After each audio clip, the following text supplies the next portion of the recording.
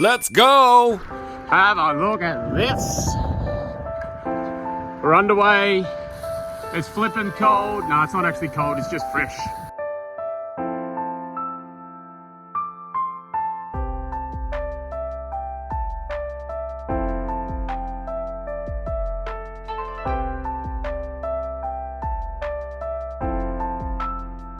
Alright guys, hello. We are half an hour in and all I can say is Japan, wow. In terms of a place to cycle, yes, it's early in the morning. It's probably what, it's only 8:15 in the morning. But this place is just magical. It really is just lovely. The whole place is just chill, real chill. Have a look at the state of these roads. Absolutely magical, like pristine.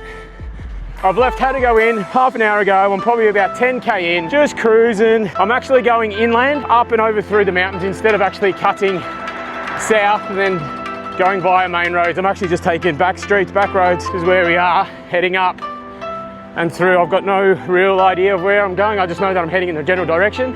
You can see the cherry blossoms starting to come out now as well. I'm just so happy for these cherry blossoms.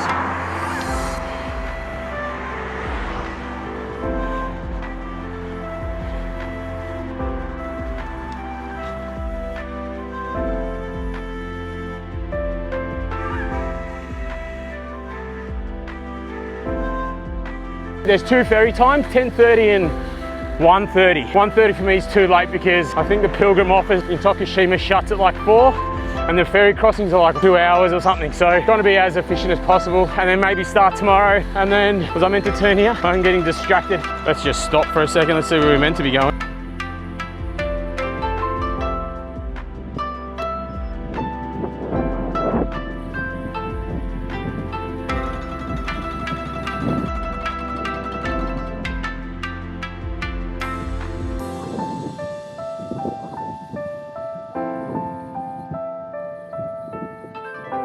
We have made it. I'll show you where we've come from. We've come all the way from up there, the mountains where those bridges are. I've come zigzagging all the way through there, come out through this little town, these villages, all these little skinny roads, and made my way down and actually found the bike path. It's been a great little morning, like just testing the bike out, making sure that's working, especially after yesterday's debacle with Jetstar and the plane and whatnot. So the bag is wrecked, but the bike seems to be okay. Bike path here will take us all the way down into Wakayama, which I reckon it's actually not too far. I reckon it's probably 3 or 4K down the road, and then we're by the ferry, and then we'll be able to potentially get a boat to Tokushima. We'll get going. Let's see if we'll get to this ferry, and then we can continue on. So let's see if we can actually get a ticket. So yeah, we're just flying by the seat of our pants on this trip for the next 2 weeks. So it's going to be fun. We don't really know where we're sleeping.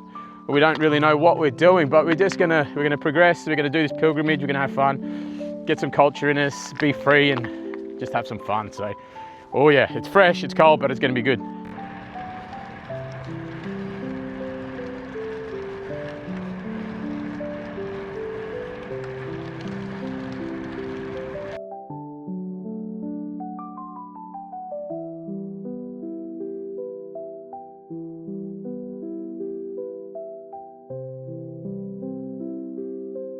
Alright guys, we have made it to the ferry port. So I'm finding out quite quickly that it is quite difficult in a foreign country to try and, one, set the camera up, two, trying to talk. There's just so much time that's needed. Like, I know this is only the first day. The ride in from Osaka to Wakayama, I went over the mountains or through a mountain pass rather than hugging the coast, which probably would have been quicker, but there would have been more traffic. But anyway, I've made it down here. I've got my ticket. It cost me 5,000 Japanese yen, roughly about 50 Australian dollars. Everything seems to be okay. The only problem I'm sort of having is the rear brake.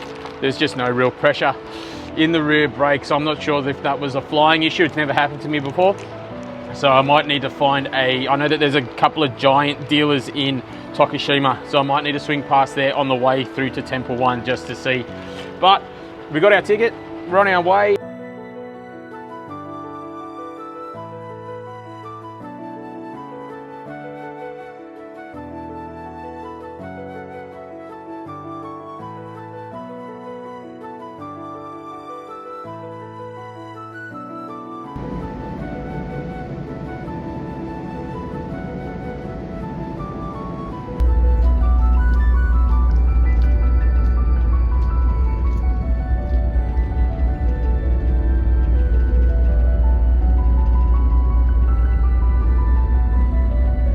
Yeah guys, we've just gotten through Tokushima. We've hit the farmlands out the back of Tokushima, and we're heading towards Temple 1, where we're going to the Pilgrim office to collect our Pilgrim attire and have a look at these rice fields.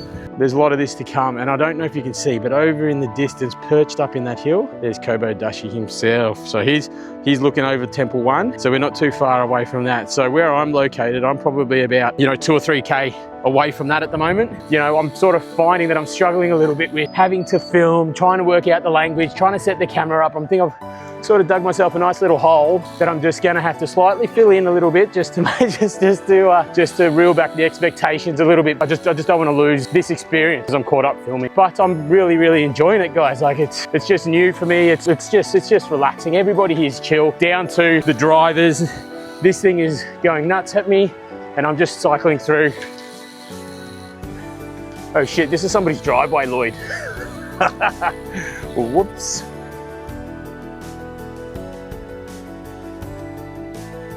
Konnichiwa! Konnichiwa! They obviously know I'm a foreigner. I said konnichiwa wrong.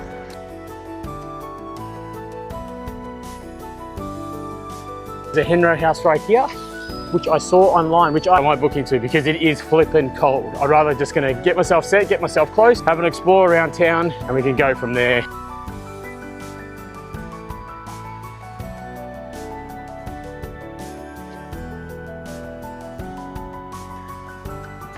All right, guys. Whew. So I've just stopped. This is Lawson. So over the next few days and next few weeks, I'll introduce you to their food. This is a chicken katsu that they've got the food. It's actually really bloody good. Sorry, I just finished eating. I'm here at Lawson's. Just had a katsu curry, similar to like a 7-Eleven type thing. They've got lots of pre-made food and just got to heat it up. It's actually really fresh, really delicious. Not that I'm feeling a little bit intimidated. The language barrier is definitely something that is like, I'm sort of like conscious of, but I can only really get the manners out. Yes, please, hello, yes, please, and thank you and goodbye at the moment. But I've been using a lot of Google Translate, just sort of trying to, maneuver my way around a conversation, and there's nothing wrong with that because I just come from the Pilgrim office now where I've collected my satchel.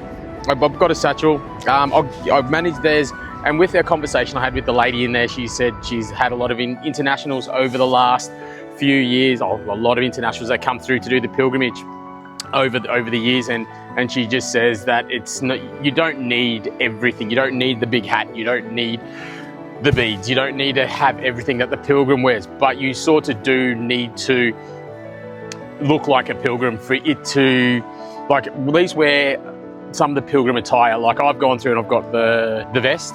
The name again has slipped me. So I've got the vest, I've got some beads, and I've definitely got the book.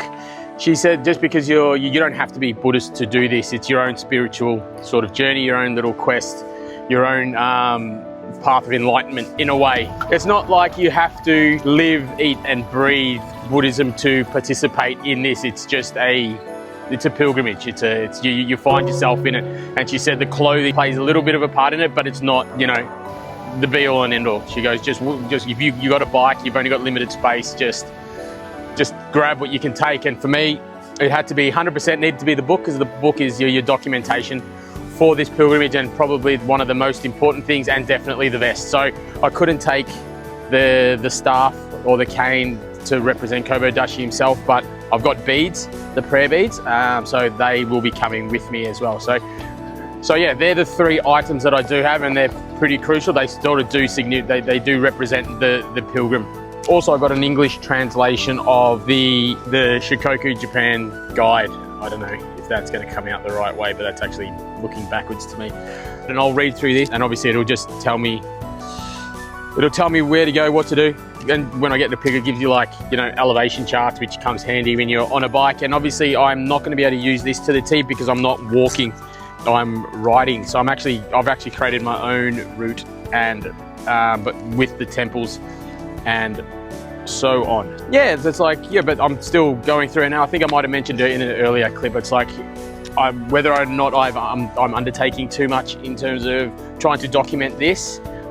I don't want it to detract from the experience I want to have and how I sort of want to go about it. So I will document and I will film where necessary, and if it's possible, like I wanted to film, I actually, before I even asked the question, I saw no filming inside the Pilgrim office. Obviously they must get a lot of people that wanting to document their own journey. So yeah, and obviously not flying drones inside temples, and that's the goal out of this, is still to give this, you know, to get out of it what I put in, and you know, you guys will see it's just as much as I can. Like definitely the stuff in between temples, riding and flying drones, like for me, this is not a rush. What do I have? I've got like 16 or 17 days before I have to make my way back. I'm here. This has been months in the planning and the making sort of thing, and I'm here, and massive thank you to my wife and my lovely daughter Riley. They put up with me being gone. It's probably a blessing for them. They're probably having a good time without me. So, but yeah, this is only the start. So yeah, hang around. And this is going to be great. So I think it's like 3:30 p.m. I'm going to start tomorrow, being the 19th of March, and I will start from when the doors open at 8 a.m. So that'll be Temple 1, then I'll work my way around. And just quickly, I am not camping this first night in. I'm actually found a Henro hostel. Henro is a pilgrim hostel, which is not far from the first temple, which makes it sort of easy for me to just sort of get there, find my feet, and go from there. So yeah, so thank you, and there's more to come.